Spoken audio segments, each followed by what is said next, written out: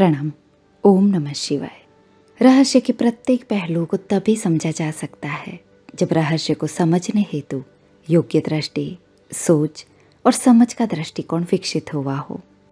मनुष्य अपने सीमित दृष्टिकोण, सीमित बुद्धि क्षमता और सीमित ज्ञान से ही सभी परिस्थितियों को समझने का प्रयास करता है और यही मर्यादित धारणाएं व्यक्ति को ज्ञान की खोज से दूर रखती है। जब भी हम ज्योतिष शास्त्र की बात करते हैं या ज्योतिष शास्त्र से जुड़े हुए अनुभवों की चर्चा करते हैं, तब यही बातों को हम भारपूर्वक दोहराते हैं कि कुंडली के किसी भी स्थान या किसी भी ग्रह को अशुभ समझना मानव जन्म के सीमित ज्ञान मर्यादा से ही आंकलन करने जैसा है। कुंडली के त्रिक भाव 6, 8 और 12 स्थान में से कुंडली का 12th हाउस द्वादश भुवन के नकारात्मक पहलुओं के पीछे भी कई सकारात्मक विषयों के दर्शन होते हैं। कुंडली का द्वादश भुवन जिसे मुक्ति का स्थान कहा जाता है, इसीलिए इस स्थान का महत्व कुंडली के और स्थानों से भी महत्वपूर्ण है। कुंडली का द्वादश भुवन जिसे दुख, पीड़ा, व्यय, बंधन, छुपे हुए शत्रु, बोझ, नकारात्मक लेन देन, घर से दूर यात्रा, भारी खर्च, जातीय जीवन, चिकित्सालय, कारावास, मृत्यु एवं मृत्यु उपरांत यात्रा, विदेश यात्रा, गुड़ ज्ञान, गुप्त रहस्य, अगोचर विश्व, दिव्यता, देव कृपा, गुरु कृपा और मोक्ष को दर्शाता है। यहाँ पर द्वादश भुवन से जुड़े कुछ रहस्यपूर्ण तथ्यों को समझना आवश्यक है। एक छोटे से दृष्टांत से इस बात को समझने का प्रयास करते हैं।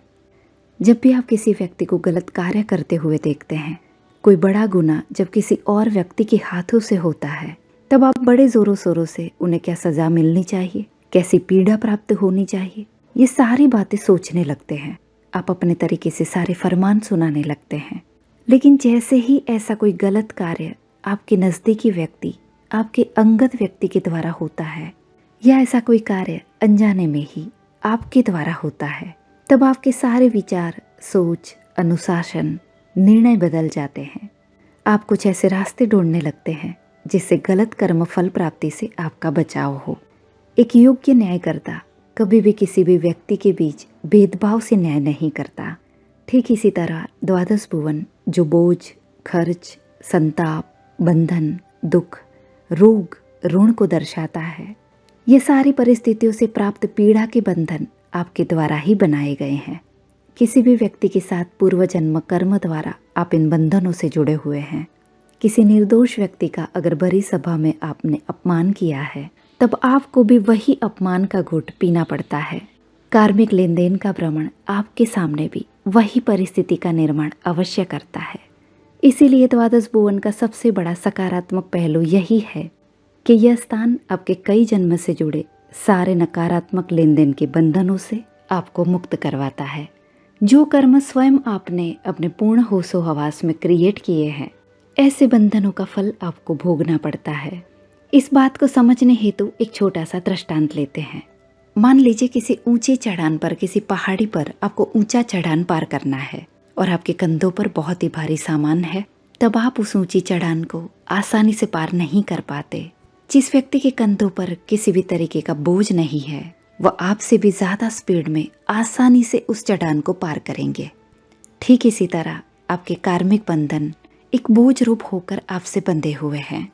वह बोझ जितना कम होगा, आपकी यात्रा उतनी ही ऊंचाइयों पर होगी। कंधों पर बोझ जो आपको आगे बढ़ने नहीं देता, यह बोझ ही आपके कार्मिक अकाउंट, पास्ट लाइफ कर्मा है।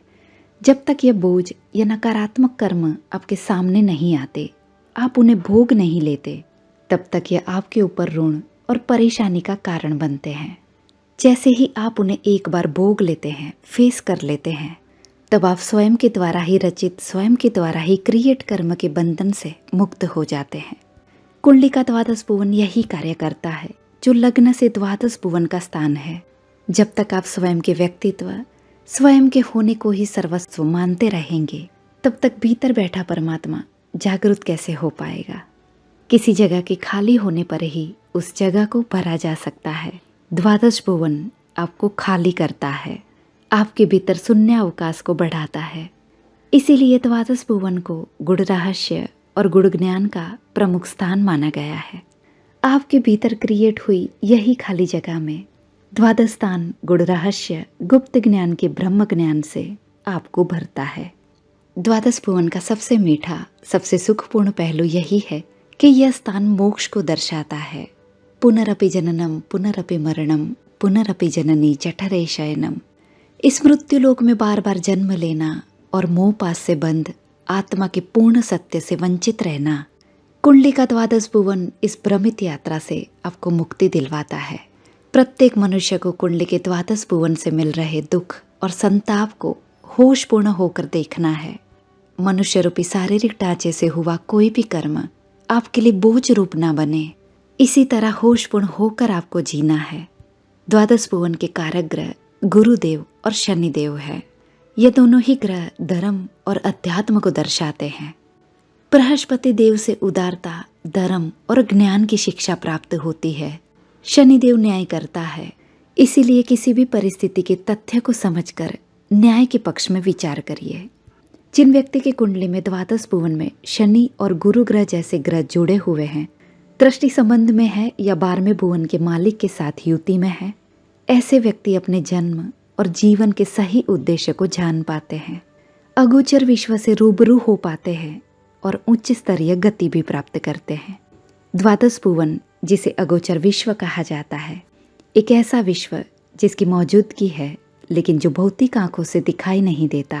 गुप्त रहस्य, गुप्त ज्ञान, अध्यात्म, अगोचर विश्व आपके जीवन में ऐसे परम ज्ञान से जोड़ने का काम द्वादश भुवन करता है। इसीलिए कुंडली के द्वादश भुवन द्वादशेश को शत्रु समझना, दुखपूर्ण समझना मनुष्य रूपी सीमित ज्ञान मर्यादा की ही निशानी है। आपके कुंडली में द्वादशेश आपको ऊंची चढ़ान के लिए तैयार करता है, साथ ही आपके कंधों पर लगे बोझ को भी दूर करता है, आत्मा रूपी दृढ़ता की परिपक्वता देता है। कुंडली का द्वादश भुवन ही मनुष्य रूपी इस यात्रा से मुक्ति का कारण बनता है। व्यक्ति के जीवन में अध्यात्म और इष्ट उपासना में रुचि बढ़ाने हेतु सहायक भी द्वादश भुवन ही है। अपने जीवन की दिव्यता को पहचानने का प्रयास करिए। प्रणाम। ओम नमः शिवाय।